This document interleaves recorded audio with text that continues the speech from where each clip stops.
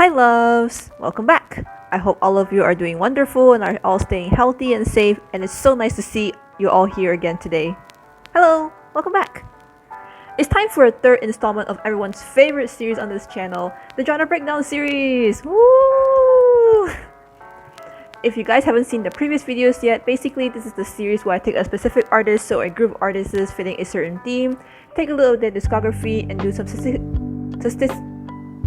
statistical analysis on it to determine what are the genres that they have done the most. There we go. As well as observing what makes their sounds unique from the rest. But for those of you who have seen them, you know the rules, and so do I!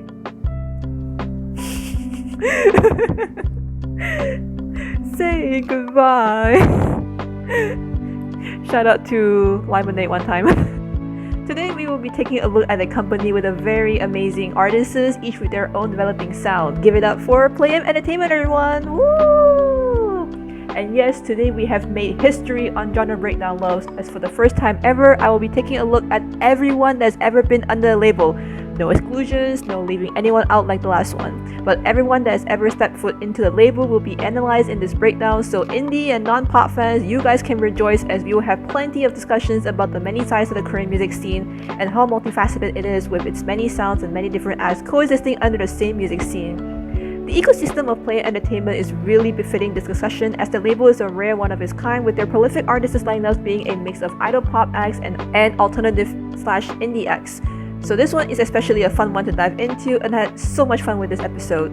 Now, before I introduce the artists in this video, it is absolutely crucial for you to understand the history of this label, because there are some ground rules we need to establish when it comes to which artists are included in this video. This company has quite the history of migration and merging and unmerging and merging again, judging by their cajillion name changes in the last decade or so. So I'll try my best to explain their history in the most simplified way I could. Trust me, I did my reading, I did my research. Hopefully I got these right. If I don't, please correct me in the comments, because there might be some confusing timey-wimey bullshit that I might mess up in between. So please let me know if I get anything info wrong. Stick with me on this one, because that's a surprise tool that will help us later. Alright. Oh boy. Once upon a time, in a land far, far away, there was a big company who I'm sure you guys are very familiar with. Q Entertainment. Sometime in the earlier 2010s, they established their first ever subsidiary label under the name AQ Entertainment, which, if I had remember right, runs concurrently with Cube Entertainment, and debuted their first line of artists under the sub-label in 2011, starting with the adoption of Superstar K winner Hokak, and shortly after, debuted a new 7-piece girl group, apink, with a completely different image from the other Cube girl group at the time, 4 Minute. They are both still considered part of Cube Entertainment's main artist roster, and were frequently included in many of Cube's collaborative projects and even appeared in each other's music videos. On the other side of the land, there was an even bigger company who I'm also sure you guys are very familiar with. Soul Records. Wait, that doesn't look right. Ah yes, it's the very first name of the company that was soon acquired the first label in the story. They also had a very complicated history of acquisition and name changes, but in a nutshell... oh god.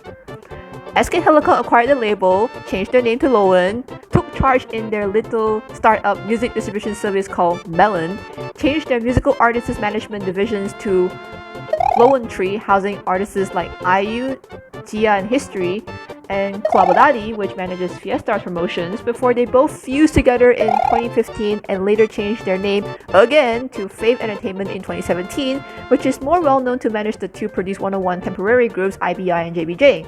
But wait, what about the main part of the company?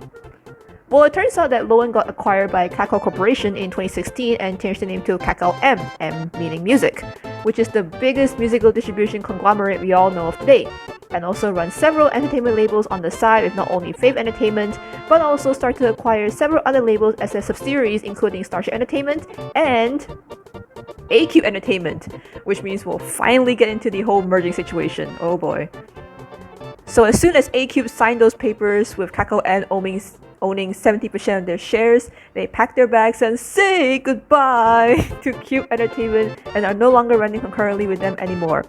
They also did a little name change to Plan A Entertainment, which is a much more recognizable name for many K-pop fans in the mid-2010s era. Wait, so they left Cube and then ditched the Cube part of the name entirely? Nice.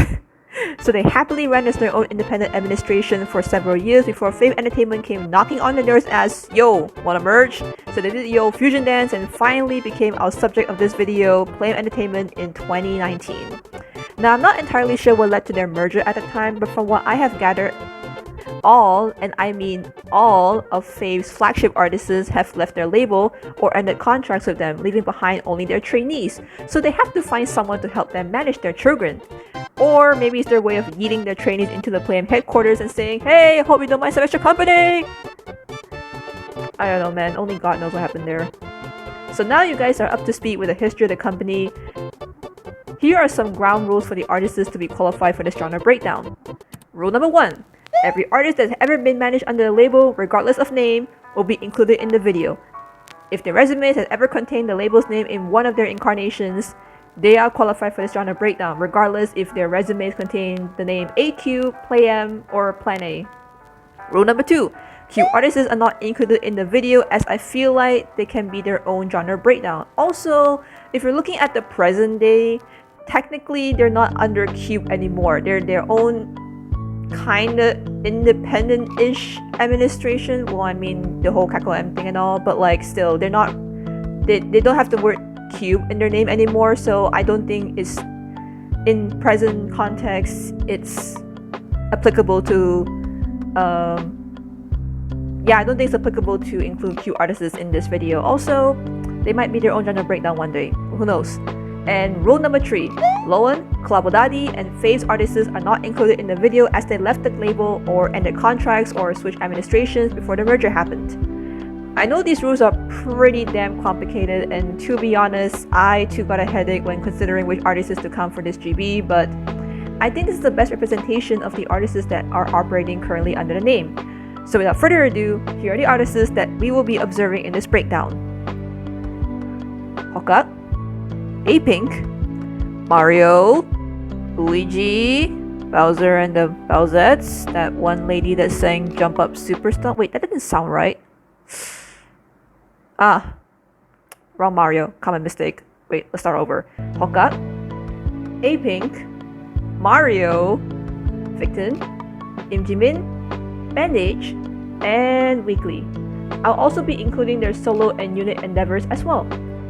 As per usual, I'll be taking a look at every major album and single release the artists had, as well as miscellaneous releases such as OSTs, collaboration tracks with other artists, songs for special events with studio releases, CF songs, and for the first time in genre breakdown history, unreleased songs. All those SoundCloud songs Victon has finally seen the light of day, I tell you. Like, seriously. There's a lot of them. I swear, rounding up these songs for this breakdown is like a trip down the rabbit hole. As the more I research, the more songs pop up. I close my eyes, I open my eyes, and suddenly 5 new songs just popped up. What is this?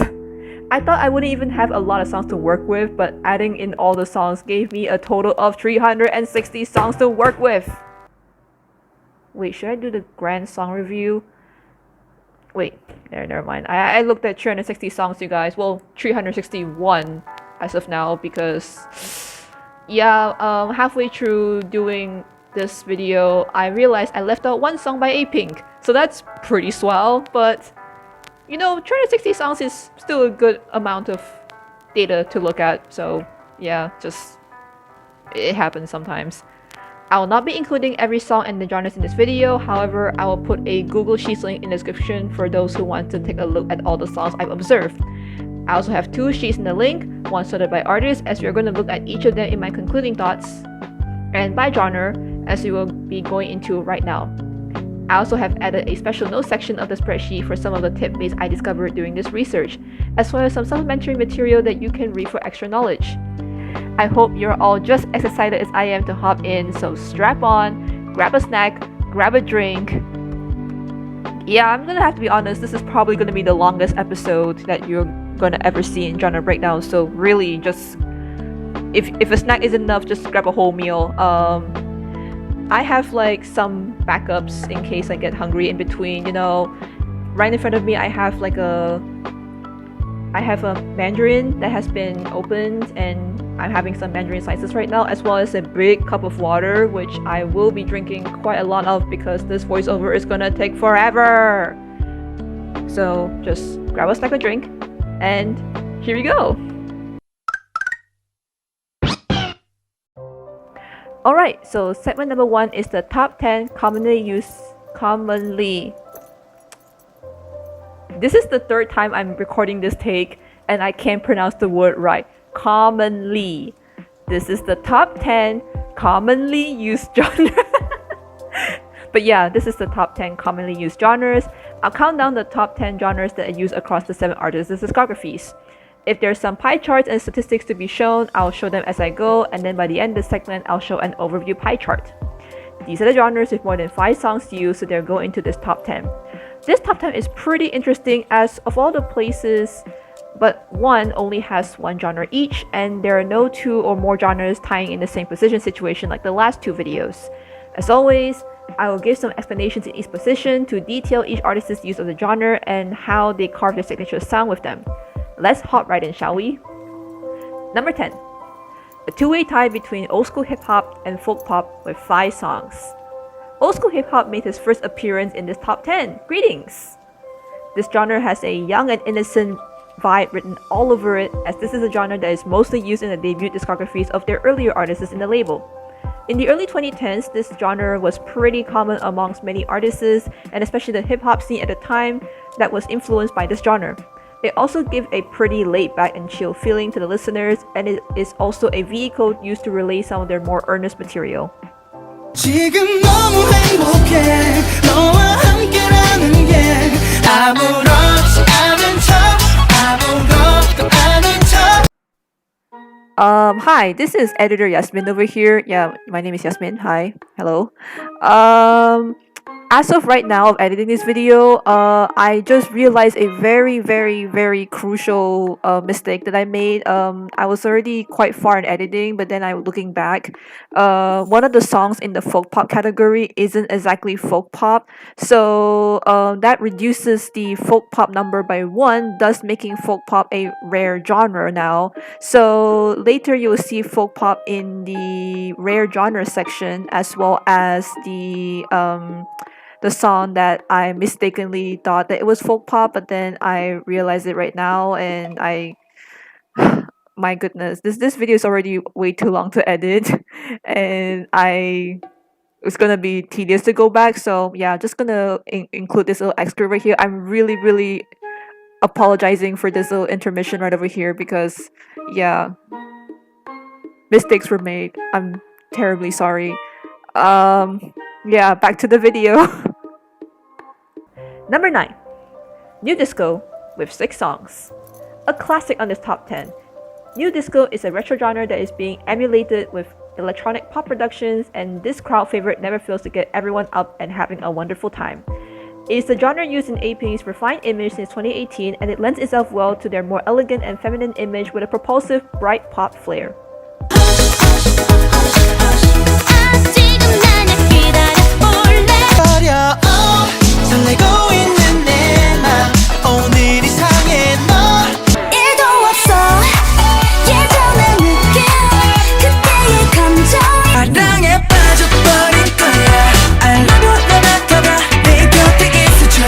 Number 8.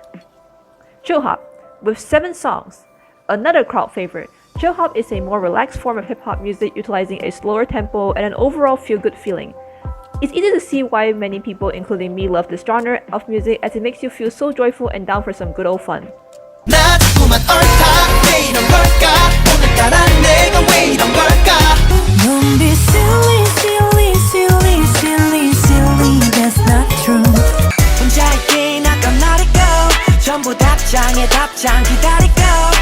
Number 7.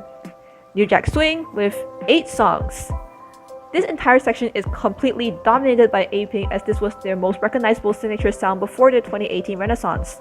If you're around the K-pop scene in the early to mid 2010s, you would recognize their signature jumpy hip-hop beats in a lot of their hit songs like No No No and Love. It was one of the defining traits of their title tracks at the time, and many adored their unique take on girl pop music that is sprinkled with that bit of spunk.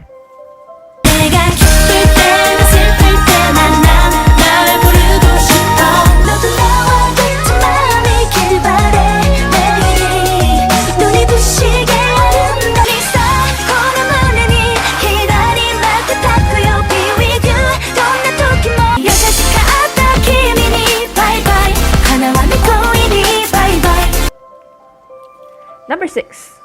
Synth-pop with 13 songs. Everyone loves a good pop song drawn in tons and tons of synth, am I right? This sparkly and twinkly genre of music is like listening to the song equivalent of drinking soda. Zippy, tangy, and will give you hiccups if you drink too fast. But it's such an energizing experience, you can't help to go back for more.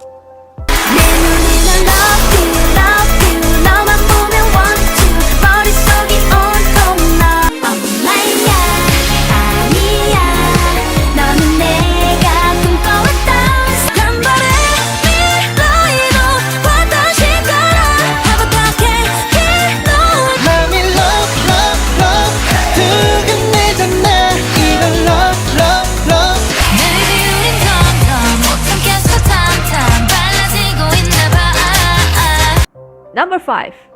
Rock with 15 songs. Now, since they had a band in the label in Bandage, it would make sense for this genre to come up eventually. I didn't think it made the top 5 though, but I welcome it. It also comes to no one's surprise that they dominated most of the genre too. However, their take on rock music is more serene, calming, and comforting, leaning into more atmospheric songs in band instrumentation. This might even be their signature sound in albums to come too, which I'm all here for. There are 5 types of rock music that's being used under the label. There's pop rock, which is pop music with flourishes of rock. Soft rock, which is a more low-tempo rock music that is more palatable to the ears for those that might not be fond of the harshness of regular rock. Hard rock, which is straight-up rock music you can smash windows to. Post-rock, where rock sounds and electronic music creates beautiful harmony and is more experimental than their usual. And surf rock, that sounds like a fun time at the beach.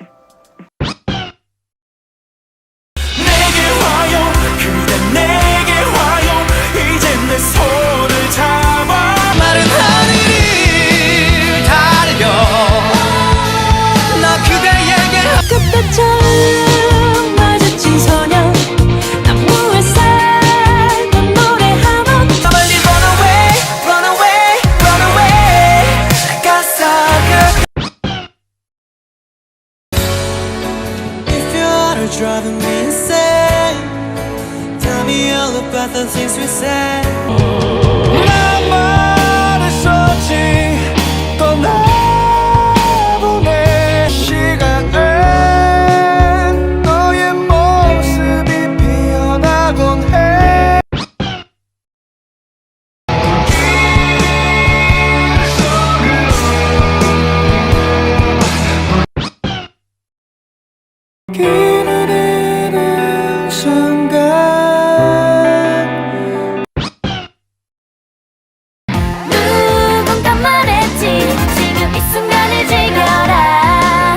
Number 4. Contemporary R&B with 18 songs. We meet again, contemporary R&B. This seems to be the go-to genre for many, as this smooth genre is a fit for anyone and it can be flexible to fit the artist's strengths. I realize it's going to be hard for me to come up with 101 ways to describe this genre going forward in this series.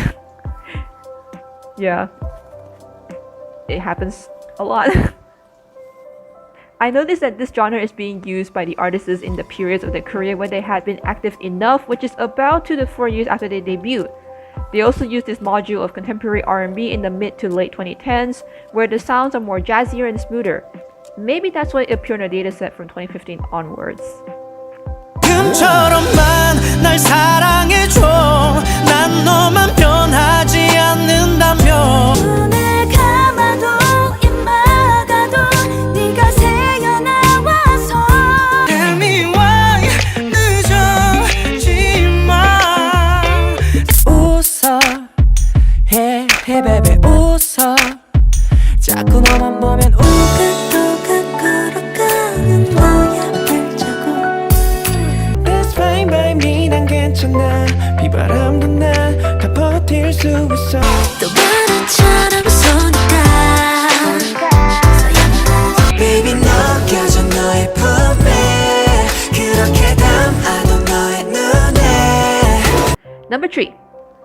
Acoustic with 29 songs. To be real frank with you guys, I didn't even think that this genre made it this high in the top 10 at all. Not sure why, but I didn't think it'd be used that often, but I welcome it though. It's actually pretty nice to see more grounded and earthy genres in the top 3. I combine both acoustic and acoustic pop songs in this category as they are pretty much blood of the same vein. just that acoustic pop is decorated with pop production methods. The acoustic genre, where the guitar is the main focus of the song, actually is perfectly in line with their earnest lyrics and sentimental value that runs through their discographies, and it provides a feeling of home and safeness to their listeners. You feel like you are being fed with big spoonfuls of hot chicken soup whenever you listen to one of them, and also being wrapped in a nice fluffy blanket.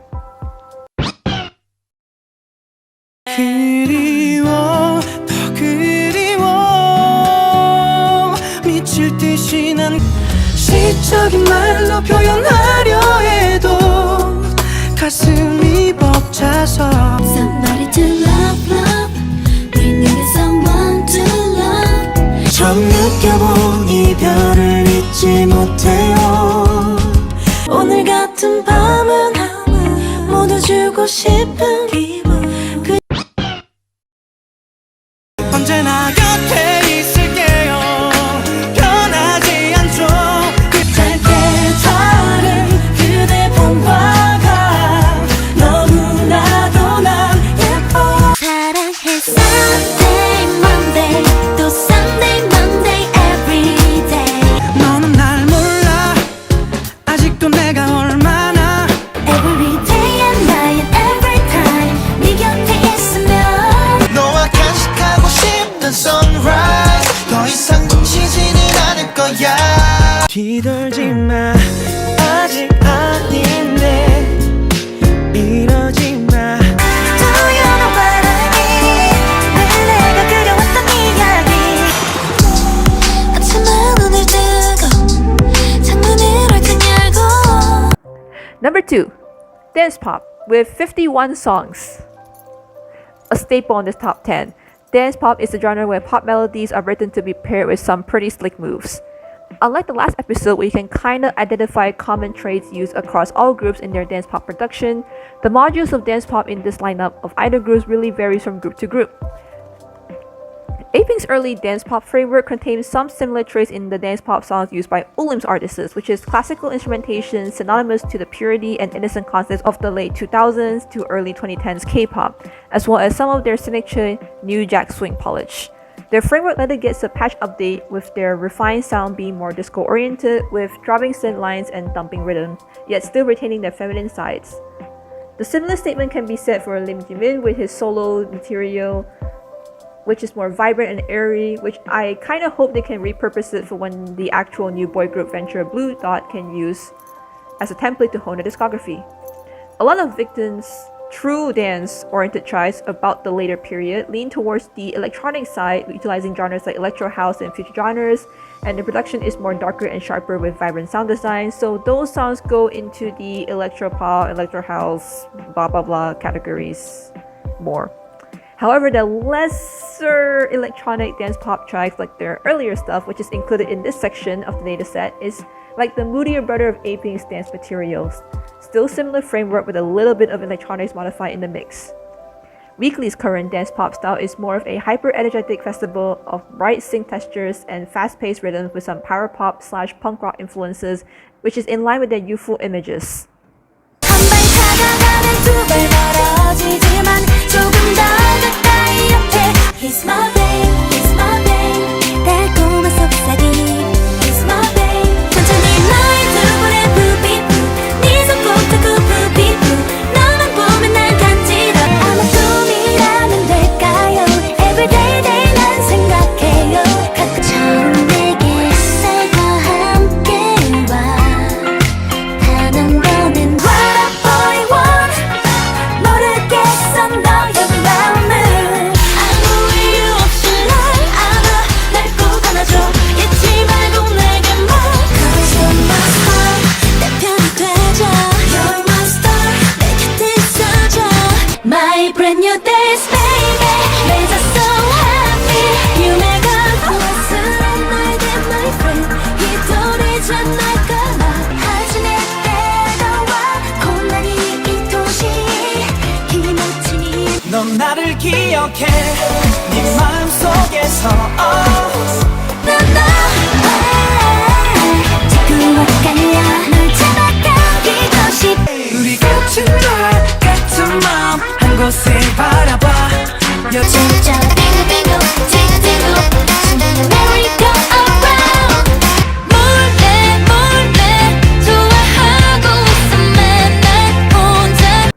number 1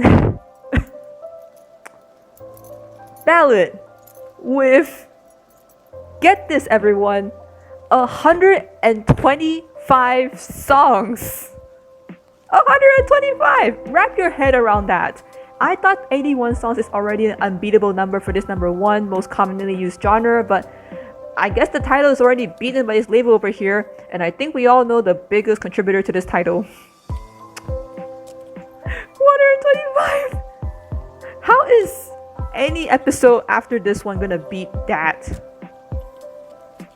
I'm not too shocked that ballads is the number 1 genre in this dataset, given that they have an actual balladeer in the label, and his primary genre is in fact ballads, which is the bread and butter of his discography and has cultivated him a large line of hit songs that is beloved by many in South Korea. But not just him. It seems that everyone in the label also has contributed a lot of ballads in their arsenal of songs, and that is because ballads are such a beloved genre in the country, and it's a very powerful and effective easy listening genre which can resonate with many regardless of age and life experiences. Seriously, I can make an entire video about why ballads are such a popular genre in South Korea at this rate, seeing that it has made my number 1 3 times already. I also might run out of things to say for this section if it keeps being number 1. I might just sound like a broken record by the time the 5th, 6th, 7th episodes come and it's still number 1. I don't know about that for sure, but yeah, if it is number 1, I might sound like a broken record. I think the influence of Hookup might also kind of contributed to the influence of the discographies of his junior label mates, as the discographies are cultivated to be earnest and straight from the heart, substantial pieces of work we all know of today. You can tell how much they are all at some point inspired by him, as they all paid tribute to his 10-year anniversary in their live clip cover series, which I absolutely adore watching. More on Hookup in my artist retrospection section later, but ballads, man. They have the power to bring people together with a shared feeling of sentiment. There are 6 types of ballads that are used in this data set. There's the classic kind, which is familiar to many, which is somber piano and or string arrangements, pop ballads with a pop-based production, hip-hop ballads where slow hip-hop beats are being melded with sentimental nature of ballads, R&B ballads with the best of both worlds of R&B and ballad genres, acoustic ballads with the acoustic guitar, and rock ballads with the band instrumentation that makes you want to cry in the shower.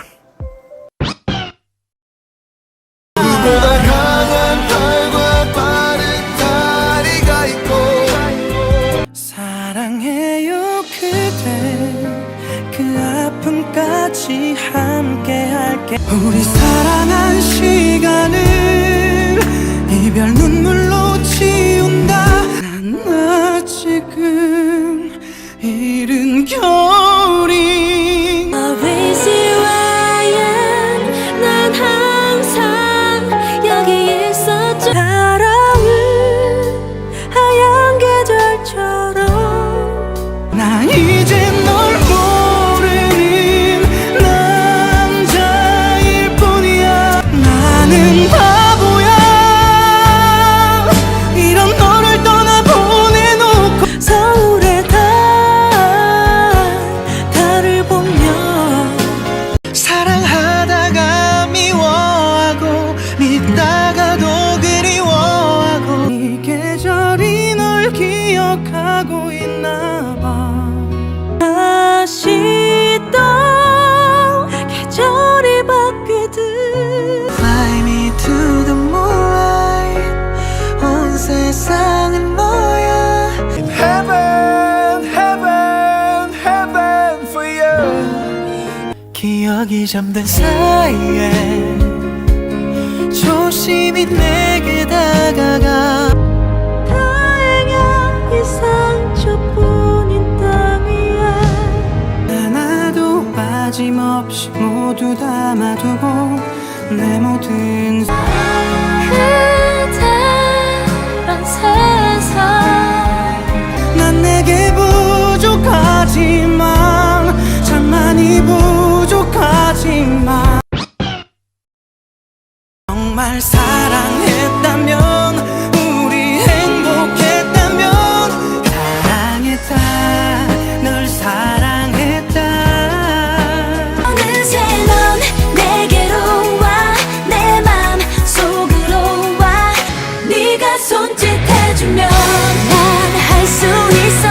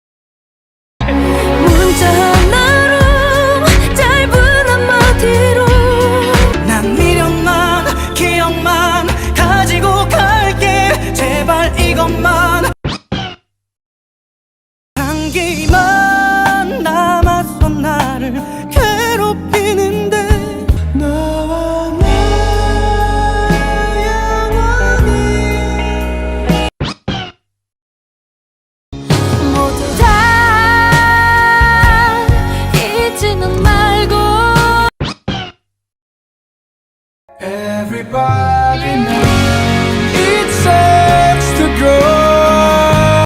Finally, here's an overview of genres in the pie chart, with the top 5 genres taking up about 66% of the dataset. As you can see, the ballad genres take up just as large of an amount as the rest of the top 10, as well as some of the other rarer genres which we'll get into in the next segment. I hope you're all doing great so far and still with me on this journey. You know, after the whole history segment and the disclaimers and all that jazz, if you guys are still here, here's some cheesecake. It's my favorite cake. Have a cheesecake break. Now is the time you can pause the video for a break if you need to use the washroom or eat some snacks or drink some water, because this video will be longer than usual. Like seriously, don't just grab a snack, grab a whole meal. If you're eating breakfast, lunch, dinner, make sure you get enough to get through the entire video, because God, it's long. You're back? Alright, let's move on to the next segment. Let's go! So now let's take a look at the genres that are not used often in discographies of all the artists, as they like to have some bursts of surprises every now and again. These are the genres with less than 4 songs per genre.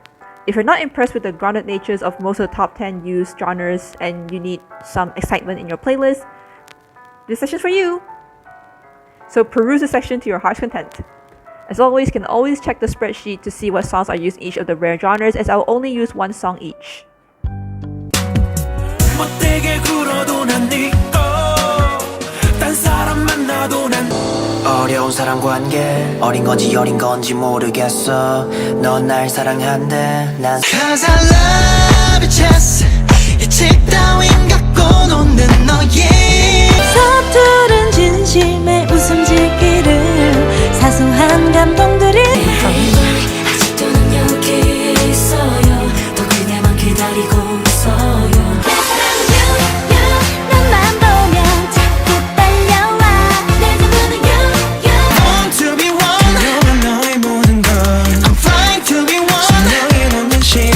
그래도 달려갈 거야 널 위해 누가 뭐래도 Baby why it's so complicated 날 죽여줘 Okay 너로 몰아치고 있는 숨은 아플수록 더 아름다운 Merry Christmas 이 눈이 내려와 모두를 짓마 조금씩 천천히 다가와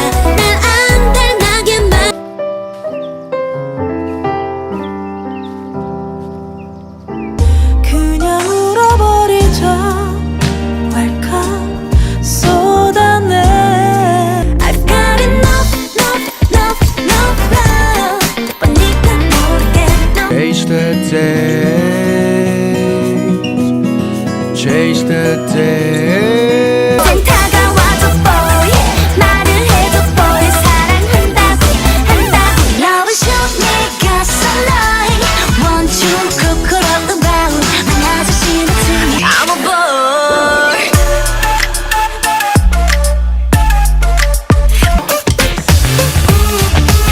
I gotta love it 이 줄거리의 반전 Hands up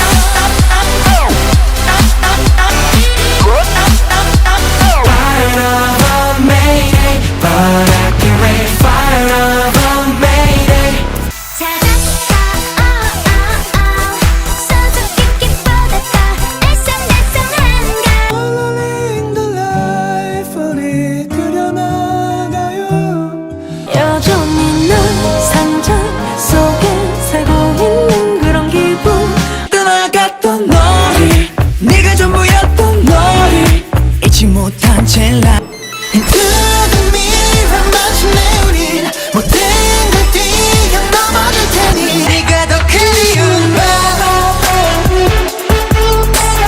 Late night, late night, late night How we do it, oh yeah How we do it, how we do it 우리 둘만의 story 내일 기대가 가슴을 펴고서 이대로 눈을 지켰다 너라는 걸, 넌 내 사랑인 걸 다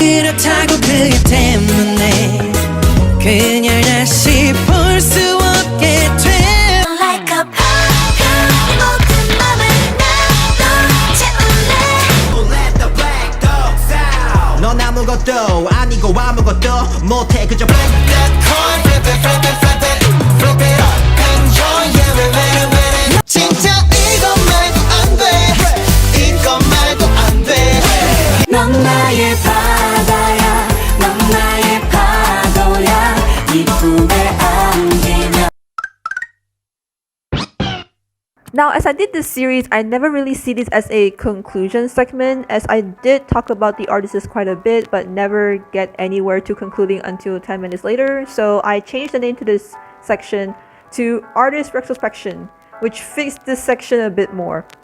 Also, do grab something to eat right here, because I have a lot to say about the artists, the K-pop music scene at large, and my personal biography. Yes, this section is also very personal. Some of these artists have defined my life, and it's gonna be pretty bittersweet looking back once I graduate university at the end of this year. But if you're not here for life stories, we'll also have some happy discussions about music too. Going through this in order of debut, some sections are longer than others, so if you just want to hear the ones you wanted to hear and not sit through the rest, timestamps will be included in the description for easy navigation. But if you want to sit through all of them, hold on to your horses, loves, because this will be one heck of a roller coaster ride. Whew. So Mario is up first as the most veteran of the bunch, but also stayed in the label the shortest out of all the artists being signed under there for about 2 years. Not sure what happened to him after, as he never seemed to be making music again, nor did he have any signs of activity in the music scene. Not too familiar with him either going to this research. In fact, I never once recall ever hearing the name Mario in my 10 years as a K-pop stan. I only know the video game Mario.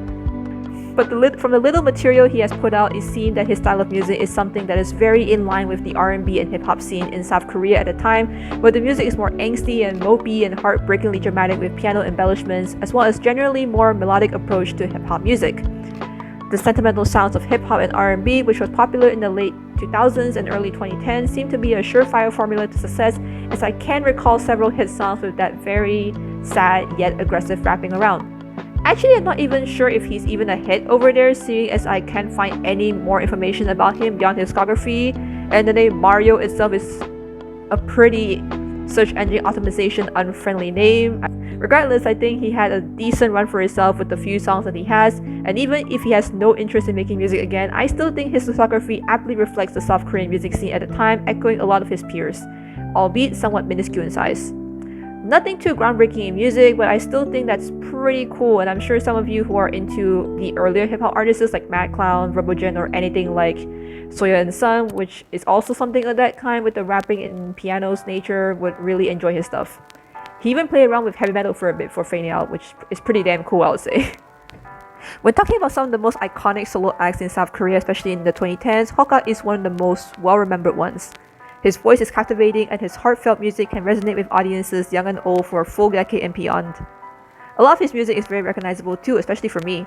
Even though I didn't consider myself a ballad person back at the start of my K-pop standing journey, as soon as I listened to his songs for his research, I instantly can recognize the melodies and how fondly they reminded me of the good old days of being acquainted to his music from being exposed to music shows for the very first time. One listened to stuff like 1440 or Monodrama or Hello, and I felt like I knew all the words to it, even though I don't know them, nor do I frequently listen to them in my own time. But these songs, man, even if I don't realize it, are part and parcel of my earlier K-pop standing experiences when I am just starting out and getting to know the scene and their music. Another song I fondly remember was Short Hair, a duet with Jung Eun-ji, which I love listening to a lot because at the time I was really into apink, and Eun-ji was and still is my bias. More apink life stories in their section. And I think that's also the start of my affinity for male-female duet songs. I love those songs so much, and I adore the synergy of male and female duet voices harmonizing beautifully, and I don't care what anybody says, but any song regardless of genre with a male-female duet format is automatically going to get a thumbs up from me. His discography may seem really bland and one note if you look at it on surface level, i.e. only judging it based on title tracks, which are mostly ballads with the exception of 1440 being a lighthearted and happy song. And that was my perception coming into this research, and I'm very guilty of that. Yet, the more I look into the discography, while still being composed of mostly ballads, kinda changed the way I look at South Korean balladeers moving forward. I know that ballads are such a beloved genre over there, but it is possible for most balladeers to fall in the one-trick pony trap because there's only so much you can do to spice ballads up that while having resonating messages that many can relate to, if you look at them in a lyrical context, musically it's pretty stagnant. Most South Korean ballads have the same configuration, that's the way they're programmed, so there's very little wiggle room for innovation in the genre. Arguably, it should be harder for balladeers to get attention in the scene where there's an evergreen market for such melancholic songs, given that there's only so many somber songs you can listen to in a day without feeling like you're listening to the same songs over and over again. But I think Hoka has done just a bit to make himself stand out and become a respected figure in the industry. His styles of ballads over the years are pretty diverse, ranging from the classical ballads he's known for to the hip-hop ballads that adds flourishes of hip-hop into sentiment. Also, there's rap segments in there, which definitely keeps my interest going, to the acoustic ballads that gives you a sense of safety with the guitar sounds. His deep cuts are definitely more interesting to look at, with his first ever album being his most dynamic work of the bunch. There's some rock in there, some hip-hops, and some cute acoustic stuff, which makes his discography more interesting than what I initially assumed. I think this also makes Hoka the first time I've ever done a Discog deep dive in any domestically renowned act that is not pop-oriented, which really makes me change my assumptions I've made about such acts' albums in the past. For many years, I've only swam around the pop side of the deep cuts pool and ever so often the R&B and hip-hop pool as well, but not as frequent. But I've really got to expand my musical horizons in South Korean music since last year, where I challenged myself to listen to as many albums as I could, and I had a massive musical upgrade from doing so. It really taught me to not make assumptions about the capabilities of any musician whatsoever, especially assuming that one's discography is the summation of what I saw at face value, like title tracks and whatnot. Albums are a great way to tell a story, and I strongly believe in that statement. Deep cuts on an album, depending on one's creative expression, can be a great outlet to showcase what more you can offer to the table more than just the title tracks. Title tracks can never do an artist justice. I think that Hoka has a very good legacy in the industry, and one that many avid listeners and followers of the South Korean music scene must know about. It's not easy still being a beloved name a decade later, yet he still has many passionate listeners that still resonate with his music, and so many industry that look up to him as a role model. I'm sure his label mates and many others in the industry are especially happy to have him as a father figure to look up to for inspiration, as well as many others who are happy to know him and find solace in his music. May his legacy continue on for the next 10 years, and may he continue to inspire many that has ever listened to him. I know I have him to thank as one of my very first exposures to Korean music outside of idol pop music, and the start of my curiosity for the music scene at large. It's not easy still having such a presence in the music scene a decade later, especially for a girl group, but apink is still reaching new heights and managed to cover new ground this late in their career. Their music has gone through a remarkable evolution, going from the pure and innocent image that took the nation by storm to the classy and elegant concepts they are known for today. If you have been a fan since their earlier days, you're basically growing up along with their music. As someone who has listened to them since 2012 at a very young age, like about 14 years old, their music was like a guide that takes me through a journey of growing up and exploration. I was an innocent little girl who adored their bright and colorful images that made me happy. Songs like Hush and My Mind were my first ever exposures to them, and they were some of the songs that filled my heart with joy. No No No was the era that really got me to stand, and I think at that point they were one of my alt groups. I mean, I was also obsessed over many girl groups at the time, like Girls' Generation, My Muses, Secret, FX, and Tiara, but apink were the ones that really ruled my secondary school days. Doing these research on the discography feels like a trip down memory lane. I feel like I'm back in secondary school again. Good times. Well, I mean, sometimes. Yeah, good. Some good times in there. Listening to Mr. Chu will always remind me of school performances during special events, as I knew so many who were huge fans of them. It basically was the go-to song for every school dance performance at the time, along with No No No, which I felt like I've seen covered like 3-4 times before, I think. A lot of the peers I knew really stand out and were the darling girl groups of the school, along with Girls' Generation, 21, and Tiara. So much so that I once tried to impress my crush by getting to apink because he himself was a big fan of them. Yes, guys, I stand it because of a guy I had a crush on. Oh no, this is embarrassing. Basically, what happened was I used to decorate my okay, wait, hold on. Once upon a time.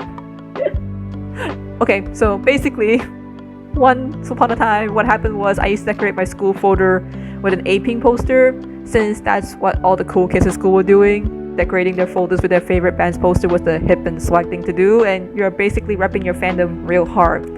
At the time, K-pop magazines were also a huge deal in my school, and each volume of the magazine would come with these mini K-pop posters that you rip them out of the magazine. I used to have a crap ton of them at the time. Not anymore because I'm not sure where they are placed around the house, or maybe my mom disposed them. Is anyone's guess at this point? One of them I found was an apink poster, which at the time, I literally did not know who they were. I just thought that they all looked so gorgeous and beautiful. For context, the poster in question was their Un-An teaser pic. Un-Annie? Wait, how do you pronounce that word again? Hold on.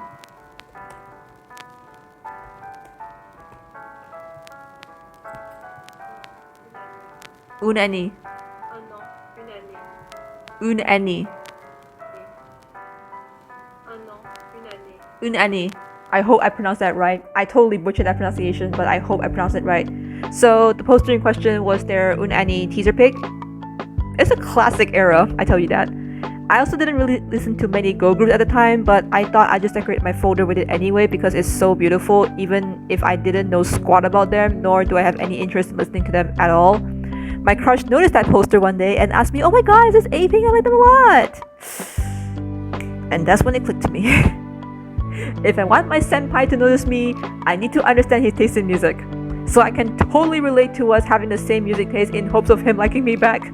So I started listening to them. I started listening to apink, starting with Hush, which is probably a good starter song for me since I can get behind their disco-like rhythm, and the song is similar to stuff from SHE, which is a C-pop girl group that I like listening to for a fair bit. So I dig it. Slowly, I got acquainted with more of their music, like My Mind, which has this bitching awesome old school hip hop dance break, which got me really excited. Love me a cool dance break in the middle of my girl pop. I also listened to No No No when it was released, as well as the Secret Garden album, which still slaps today, I tell you. Like seriously, the entire Secret Garden album still holds up today. We love that longevity. That was my official descent into the apink void, and I became a proud panda. I'm sure Master Ugo will be very proud of me for that. Now, did my crush actually let me back after being a full-fledged panda? Did I finally get senpai's attention? No! No, I didn't. I was being yeeted into the friend zone. Alexa, play Friend Zone by AP6 while I contemplate on my life for a bit. Oh god. But yeah, even being in the friend zone for so many years since then, one thing that I did gain from the story was discovering a very wholesome girl group that would later shape the rest of my secondary school days, as well as one of the earliest gateways to listening to more and more girl groups, which I gotten more and more interested in. So yeah, I have to thank for liking girl groups. Like seriously, I randomly went through my old archives of photos I saved before, and I saw a shit ton of apink pics. Like I don't remember saving this many of them. Oh my god. I definitely remember saving a lot of Tiara and Vix though, but apink? Damn, I really owe my entire secondary school life to them. They're one of the groups I found happiness in their music at the time and held my hand through my teenage years. Listening to Remember reminded me of the long hours studying for the final big SPM exam to find my sanity back. Good times, man, good times. Also, SPM, yeah, Malaysian end of secondary school, big exams, yeah, that was a hard time. After graduating from school, they've continued to hold my hand as I mature even further in life, and simultaneously, they've continued to update their images into something that fits the style of music they want to pursue. Now they are all in their mid-20s. Songs like I'm So Sick and reflect my current state in life as well, where I explore the depths of topics I used to be so naive about in secondary school, and subsequently go on this never-ending quest to always discover new things and satiate my curiosity of life, and ultimately try to become a much more mature individual. Which brings me to the discography. Growing up is something all of us go through regardless of background identity. We learn more as we grow, and we always learn to be more holistic individuals with grounded perceptions of our own. I think AP's discography is really synonymous to the process of growing up, at least that's my take on it. They started off with a very innocent view of love where the princess and the prince live happily ever after, similar to my approach of love at the time with the whole love at first sight thing and blah blah blah. And then progressed to a more sentimental and nostalgic view of love with the remember and longing being the key motifs of the lyrics, to now having this deep introspection of relationships where things might not have this happy ending that we all have hoped to have. Relationships can be tough sometimes. There will be ups and downs in it. Love isn't as innocent as it seems to be. There are times when you need to ask the whys and the hows in the stances of relationships. There will come a point where you have to stop dwelling on that love and you will have to say goodbye to it and move on. Coming terms to it, that shows a sign of maturity, that you are your own director of your own movie that gives the titular main character, which is your character, arcs and developing acts before you can finally find that one true happily ever after on your own terms. The sort of development apink has in the discography has led them to explore more themes in music and further enhancing their music that resonates with the audiences as they grew up with them through the years. I'm sure a lot of their loyal fan base are all grown up, and seeing their favorite idol grow up along with them is a really elevating feeling, as you feel like the people you look up to are like the fairy godmother that help comfort you in times of need. They led a generation of young people like myself who looked up to them in the beginning as a source of happiness and held their hand as their music also matured with the growing audience. Looking back at my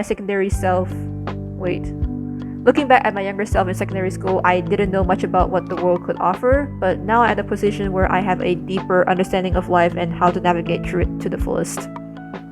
Not only that, but their composition also evolved along with their themes. Their beginning songs are more dainty and light with flourishes of classical instrumentation or fun hip-hop beats that makes everyone want to dance with, or twinkly synth lines that fit their love-struck themes of being in love. Then as the discography progresses, their composition gets gloomier and darker. Well, not as dark as the next group I'll be talking about in this retrospection in a bit, but they carry undertones of either longing for the individual or angst towards that individual. The songs have a throbbing house/disco beat with them and an elegant sheen top with a really punchy pop productions akin to older songs of 80s and 90s. Yet they still carry the idea of the relationship being not as lovely as they thought. Sometimes you just gotta say goodbye. They are always earnest about their music regardless of concept, as their songs are sung with a lot of heart put into it. You can really feel what they're singing and at the same time make catchy tunes that makes everyone happy, sad, or just want to put their heels on and step on the face of the man that make them mad. I know many people in the K-pop YouTube community praise their Renaissance material to the high heavens, and I'm happy to see them find a broader audience this late in their career. Not many artists are able to do that, but I think barely anyone ever talks about just how amazing they are to be so versatile with their images and how good their earlier material is in defining apink's image as a group. It's the reason why they're such a beloved group in South Korea, with many hits under their belt in the last decade that have been active. They're able to resonate with the audiences with some of their more sentimental material while also giving audience catchy songs that stick to your ears. I'm very happy to have gotten to know them, and they are the ladies I look up to as a figure of my teenhood. They made me so happy to be able to listen to their wonderful music that grew up with me, and I'm sure they made others feel the same way as well. Speaking of growing up, here's another group that is synonymous with just that. And boy, did these dudes go through a lot in their career. Like, a lot. God, I don't know where to begin with Victon, as I am now staring in the void of my laptop screen, filled with so many thoughts. My God, the script. I held apink close to my heart as a figure from my teenage years, but I held Victon way closer as a group that I will look back on once I graduate university as a figure from my university years. Yeah, I'm about to graduate this year, and yeah, looking back at that, it's gonna be really, really wild. In 2016, I was a fresh pre-university student out of secondary school doing my foundation studies, and that period was also the time I was thrown into the whole new world for the very first time, and trying to figure everything out myself was a daunting challenge for me. Being in an environment where so many other kids were accepted into a course for the academically gifted made me feel insecure and lost, as I had pretty subpar academic performances compared to my peers. Throughout my foundation year and the first few semesters of my bachelor's degree, I was just fumbling my way through life as I was trying to find my identity. Yeah. I fumbled so hard that I had problems juggling between my extracurricular activities, my academics, and my mental well-being. I didn't know what I was doing. All I know was I just went for it. I was insecure. I tried my best to fit in with the rest, but I didn't know how to. Lots of things I did to try and find identity to make me seem not like an outcast. I did volunteering work, which I ended up enjoying. I was in the Malay traditional dance team. I participated in a lot of sports tournaments. I hopped in and out of clubs, and I even did stand-up comedy at some point. Very embarrassing experience, I would say. I did a lot to see what worked for me, and what didn't, but in the process I slightly abandoned my academics and my grades suffered because of it. I failed a few papers which I fear would make me fall behind all of my faculty peers who were all ahead of the syllabus. Personal conflict also started kicking in as my first year of bachelor's degree was a pretty rough patch for me. I doubted myself a lot. I had pretty low self-esteem and I tried my best to hide that doubt, but it was to the point when I really was so down on life that felt like everything came tumbling down upon me. I also had very little friends I can truly rely on, and the friend group I had at the time all moved on to newer and lasting friendships, while I am still thinking if I will ever have people I can rely on and trust with my heart.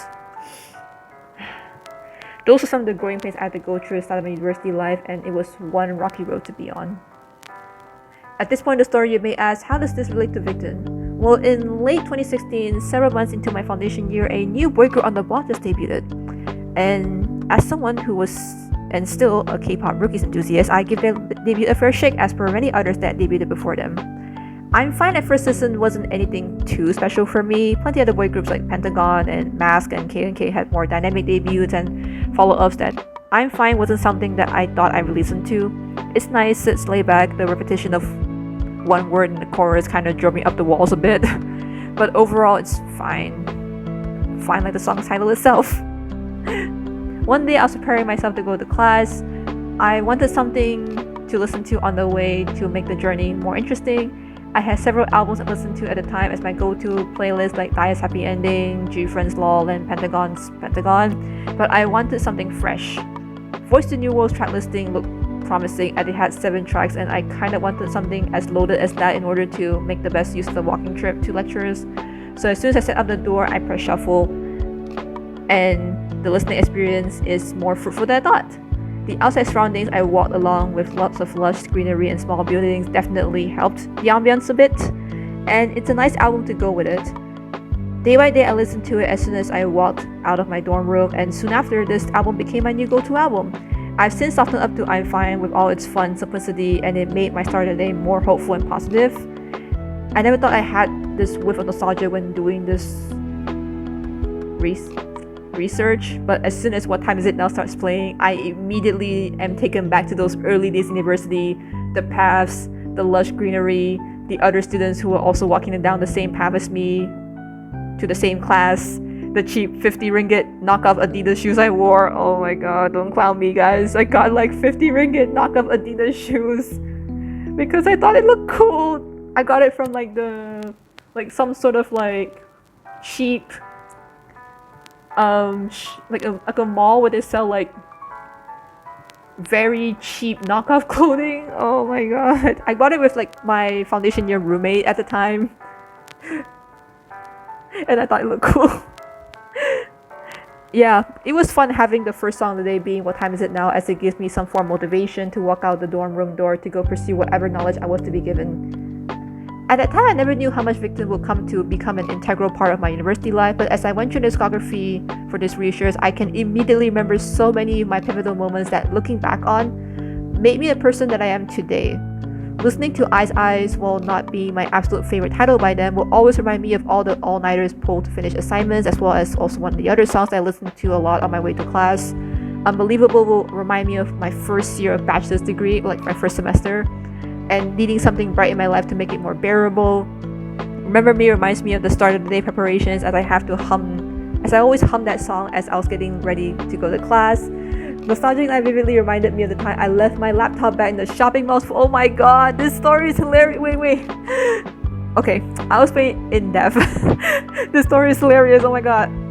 Okay, so I had a bowling practice for the upcoming sports tournament, like around late 2019-ish, and before I went to the bowling alley, I went to have some dinner.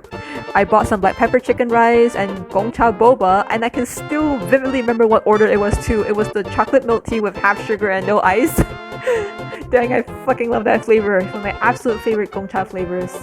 Man, I really could go for some boba right now. I really love some boba flavors. You know, love me some tea life, love me some gongcha, love me sometimes what's it called again? The bear. Bai bear. 大熊猫. What is it called again? Wait, hold on. Oh my god, I can't remember. I can't believe I forgot the name. Is it there's a bear in the name?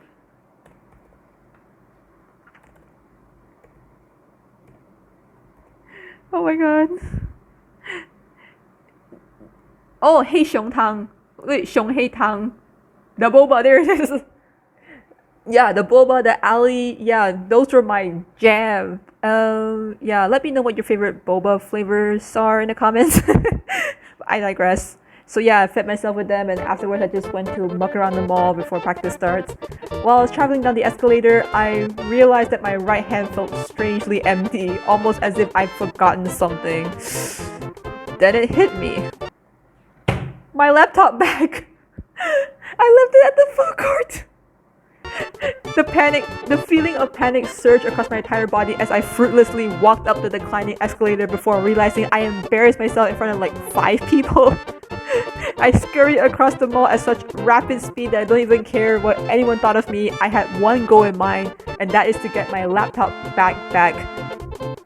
I have one ironclad principle at the time when I was running like 3 floors of the mall, and that is to get my fucking laptop back.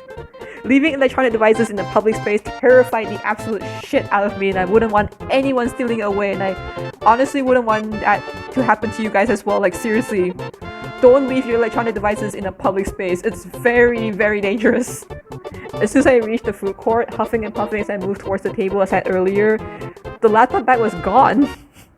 The sinking feeling started to seep into me. My laptop was gone. There was no way I'll ever get it back ever again. It might be stolen by some nefarious individual who sat there earlier. What I do know is, I'll never see it again. Or did I? I went to one of the janitors or the shop owner, or like the stall owners of one of the stall owners of the food court. I forgot what he was doing at the time, and asked if he had seen a laptop bag somewhere. His face lit up as he hurriedly escorted me to the storeroom where my laptop bag was waiting for me. The feeling of relief I had when I finally found my laptop bag. I thanked the janitor for keeping it for me before I went off to explore the mall like I intended to earlier. Just walking around, just looking at stuff before my bowling practice, maybe even blow half my pocket money in Watson's later. I actually don't mind telling this story, as this tale was told in front of like 100 people during a stand-up routine I did for a charity event. So telling it to another 100 people, 100 more of you guys probably wouldn't hurt. Wait, I didn't tell you guys how that relates to Victon. Well, the entire event basically happened on the same day that Victon got their first ever win from a nostalgic night. So listening to that song will not only evoke the emotional happiness seeing my favorite boys getting a music show win for the first time, but also reminded me of the tragedy that could have ended more horribly than it would. Which makes for a perfect segue into my retrospection for them as a group. How they got here, the growing pains their music had to go through, the tribulations they as a group had to go through, etc. Told you some sections will be longer than others. Like I said in my favorite January albums video, they spent a good amount of their earlier years throwing everything on the wall to see what sticks. Like seriously, everything. They throw the wood, cup, cat, tomato, don't throw your cat, tomatoes, cake, everything on the wall and see what sticks. And they, like me in my early days of university, also struggled to find an identity that they can identify as their own. I've never seen another group that went through this much trouble finding their core sound like Victon did. If you follow them since their beginning, they had tried their best to carry themselves through a myriad of concepts, from the fresh laid-back concepts like I'm Fine and Unbelievable, to the more edgy sound in Ice Eyes, to the sorrowful, dark longing concepts of Remember Me in Time of Sorrow. It was almost to the point where in the quest of them trying to fit into this ever-competitive K-pop landscape that they have failed to find their voice time and time again. In a literal and figurative sense too, comparing their early works to their works post-Renaissance feels like another remarkable growth for them as a group. I heard that in between Time of Sorrow and Nostalgic Night, their quest in finding their voices has greatly hindered them from finding an audience and finding success, and getting their name out there to the point of almost disbanding. Which is still a story that breaks my heart to this very day. For a long time, they underperformed compared to their more acclaimed label mates, who are both beloved artists in South Korea. Playa might have had their first critical miss in their first ever boy group, and I can see why there's an option of disbandment. Time of Sorrow was considered to be a kinda last release for them before they really considered that option on the table. All that time spent finding their voice might not even pay off well for them after all. And then something happened. Produce X101. Now I see the fear in some of your eyes at the sight of the name Produce. Ooh, Produce, the big bad that did things that we can't even talk about. The biggest villain of K-pop history. Yeah, we all know that by now. But no matter what your opinions of Produce is now, you can't deny that they had the power to revitalize careers and breathe new life into trainees from solo companies that would otherwise never be talked about. Like seriously, did you guys know MMO Entertainment before Produce? Would you even stand a new boy group from that company, even if it had people like Kang Daniel and Yoon Ji Sung the lineup, without the help of Produce? Seriously, would you guys even stand them or even notice them at all? The national influence of the Produce series cannot be denied, and they are able to bring otherwise unknown names forward like Newest, who were also severely unknown before blowing up from the show and become one of K-pop's acclaimed acts. That mojo was also a turning point for Victon.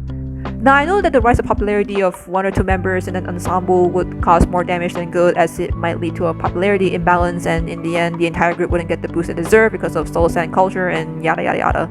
But in the similar fashion to Newest, while being on a smaller scale, Victon as a group is finally put into the spotlight.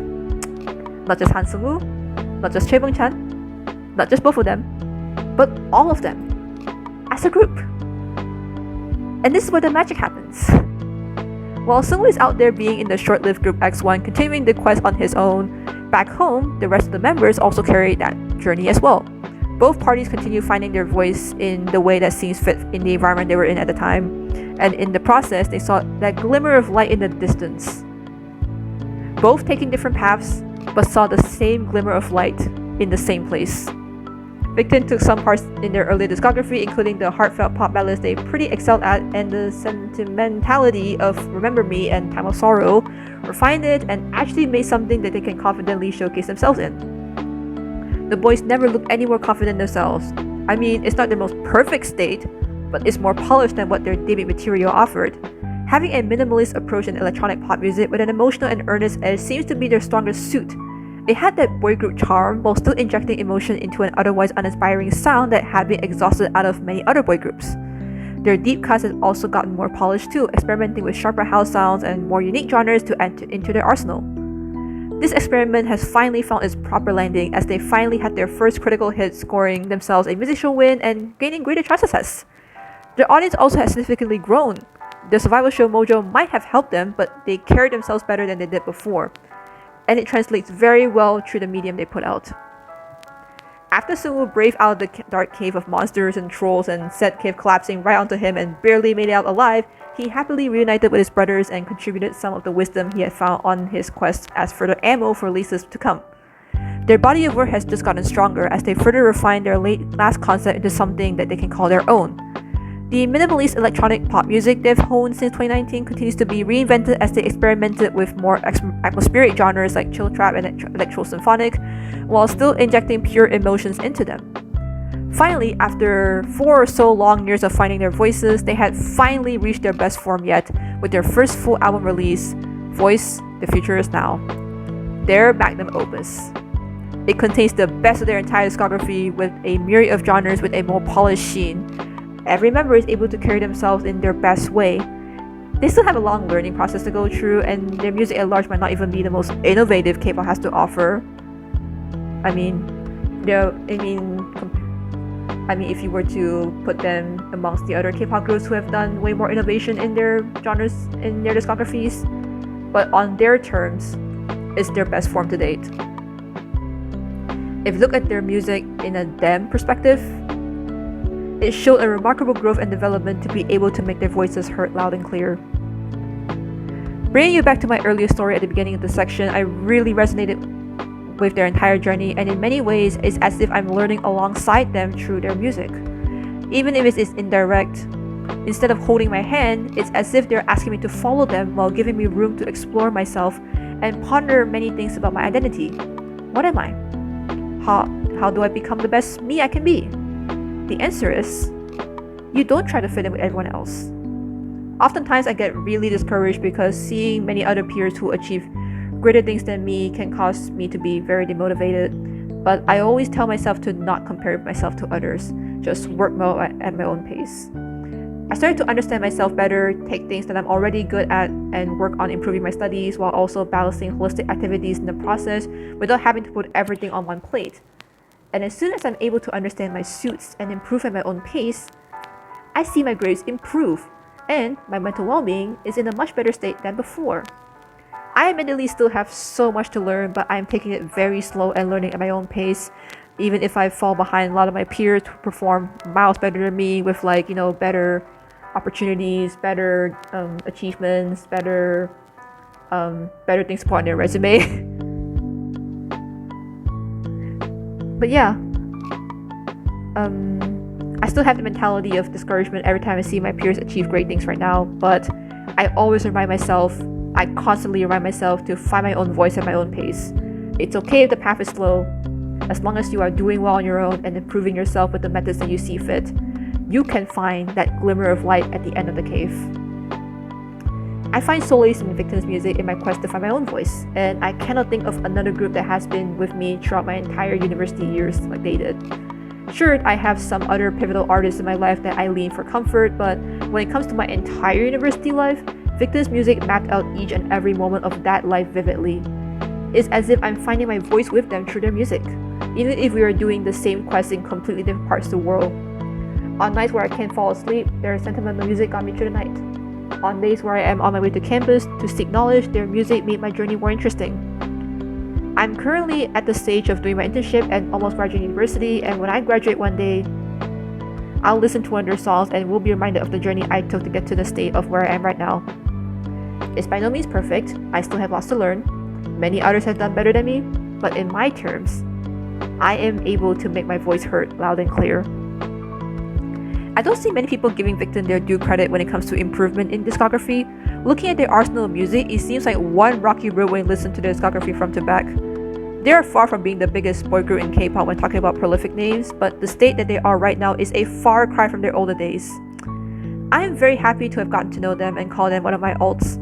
Their growth is so emotional to look at, and I'm happy to be able to look up to them as one of my figures of young adulthood, for them being in my journey and for them being the best they can be. So I'm proud of my boys. I'm so proud of them. All of them, all 7 of them, I'm proud of them. They went from trying to fit in with the rest. To coming to terms with their identity, and that is clearly illustrated in their music. And isn't this the most inspiring thing ever? I swear this is a whirlwind to get through. Yikes, that's a long section. Don't worry, the rest of the sections will hopefully not be as long, as they're all pretty fresh and new to the K-pop scene, so yeah, they're probably gonna be like pretty short sections. Hopefully. I'm not so sure what Playam's administration has in store for Jimin and the upcoming boy group Blue Dot that would have him and Wonder Nime's Doyeon in the lineup, nor do I know what his core sound is, because he has 6 songs. So I can't say much about him at all. I feel like from what I've seen of him, he's definitely more on the retro side, playing with more disco and funk sounds in his repertoire. His dance pop music is more of a bright and bubbly sound with a nice synth sounds and groovy rhythms too. Now, I'm no fortune teller, and I certainly can't predict what sound Blue Dot is going to go for based on 6 songs, but I think what I hope they can do is use these 6 songs as a sort of foundation to build their group discography. We could really use some retro energy coming from boy groups now that the retro trend is in full swing in K-pop currently, and I think they can establish their own image apart from other rookie boy groups with a more peppy retro sound similar to Hot Air Balloon or Oa by Gravity. Or maybe they can go the synth-pop / new wave route, something similar to Platonic Love by Snooper. Or if they want to go the edgy 4th gen boy group route, they can add some retro grooves to that as well, kind of like what Golden Child did in Lucid Dream. And I reckon they can have a nice competitive edge amongst other rookie groups once they can figure out how to hone that sound to something of their own. In the end, I don't know what sounds they'll go for in the future, only time will tell, but I can tell they will have a pretty promising future, and I'll be sure to look out for them once they come to fruition one day. I think it's time I bring some indie names into this channel, as here on this channel we promote positivity for the South Korean music scene, and since we do have an indie name in Bandage, I'm more than happy to be able to do a retrospection on them, as well as instilling discussions about indie acts as a whole. Now, since Bandage is under an agency, that technically doesn't make them indie in a way, like indie as an independent sense. The name indie does carry different connotations depending on the person, but I think Todd in the Shadows puts the definition of the term the best way in its review of Bastille's Pompeii. When I say indie, I don't mean it's unpopular. Obviously, that's not the case. It's just I've always used it to describe a certain sound, a tone that was more cerebral and nerdier and more alternative than mainstream pop. But I honestly don't know if I can tell them apart anymore. Like he said, I kind of class them as indie in the sense that they do make music that doesn't seem like it will break out into the mainstream anytime soon, and are much more raw and have that unpolished beauty compared to their label mates and, their pop counterparts. However, indie music in South Korea is also kind of a gray area because in a supreme irony, these indie genres like soft rock, ballad, contemporary R&B, and anything that is not mainstream pop is more sought after by the general public than idol pop groups, who has that false image of being more popular at face value like YouTube view counts and album sales. One could even argue Hoka is an indie act because he's not of the K-pop family in the same way as pop acts. I don't know, it's a very gray area, like super duper gray. In the South Korean music landscape, it has become harder to identify what sort of acts are considered indie anymore because a lot of the hit songs over there mostly consist of stuff that is not pop music. Pop music barely has an impact on the country the same magnitude as the rest of the world. It's like the Korean music spectrum is being split into two very polar opposite sides, with the domestic audience on one side and the international audience on the other. Indie acts have it easier on the ears of the general public due to their sentiment and the camaraderie that can resonate with the audience.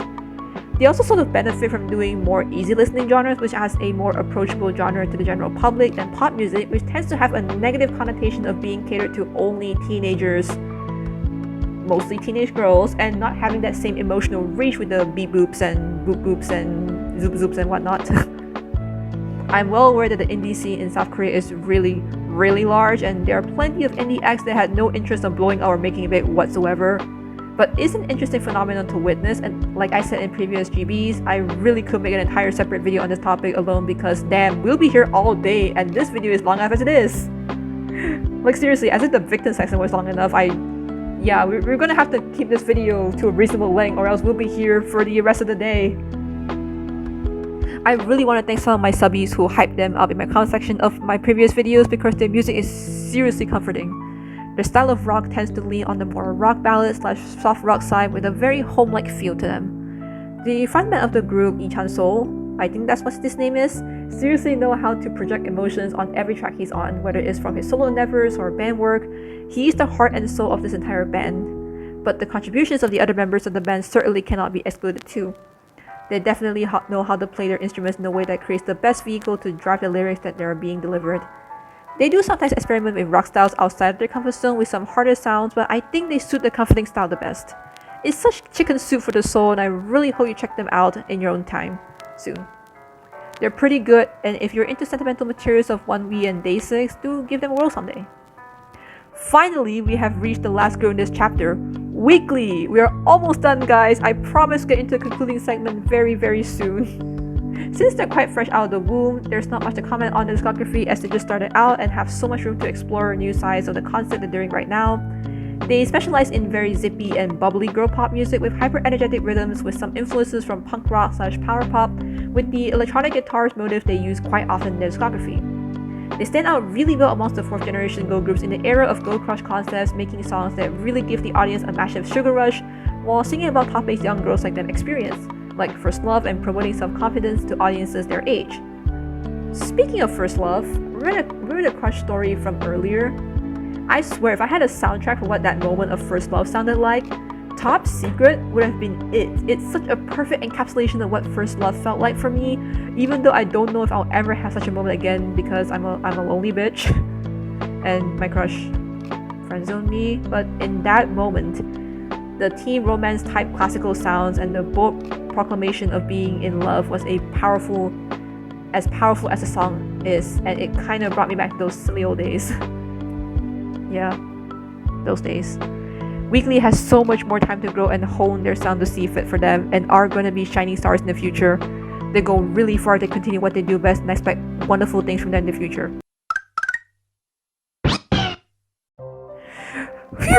That chapter 3 segment took me 48 minutes to record. Yikes, that's gonna be fun to edit soon. Well, let's conclude this video and let's end this right now. This is a very long journey. Even though it may seem that each artist and the label is very different from one another, I think they all share a common value of earnest and raw emotions. They all sing from the heart in whichever theme or message they conveyed. Each of them, regardless of genre or concept, are able to emote themselves in a way that drives their emotions really effectively into the listener's ears. Looking at their top 10 genres might not seem as experimental as other companies with a lot of easy listening genres, but it is in perfect line with their values as artists to be able to tell stories and provide solace and lessons to anyone that has ever listened to them, while still offering something fun and digestible. I hope you guys are proud to stand them regardless of which artists you're acquainted to and are able to have them as a source of comfort. It's also very rare to see two acts under the same label to be running for a decade and beyond with no signs of stopping and are continuing to provide that very feeling of comfort and happiness that they have been since the very beginning. And I bet their label mates are proud to have them as inspirations to look up to. Here's to prosperous futures to all of them, and may they keep inspiring and touching the hearts of many throughout their music. Phew, what a video! If you have made it this far, you are a champ! And have another cheesecake as a reward! It's a Neapolitan cheesecake this time. I like it, it's delicious. I know it's a virtual cake, but still. I hope you have gained something from this video and maybe inspire you to check some of them out for yourselves later so you can get to know them a little bit better. And if you don't like any of them, all good. We all have their own music. We have our own music tastes and opinions. Just don't be rude to any of the artists or say mean things about them, because that is a not so excellent mindset to have. That is a not so excellent mindset to have. That is not excellent of you. Thank you so much for going on this extra long journey with me. Take care, and as always, be excellent to each other. Bye, loves.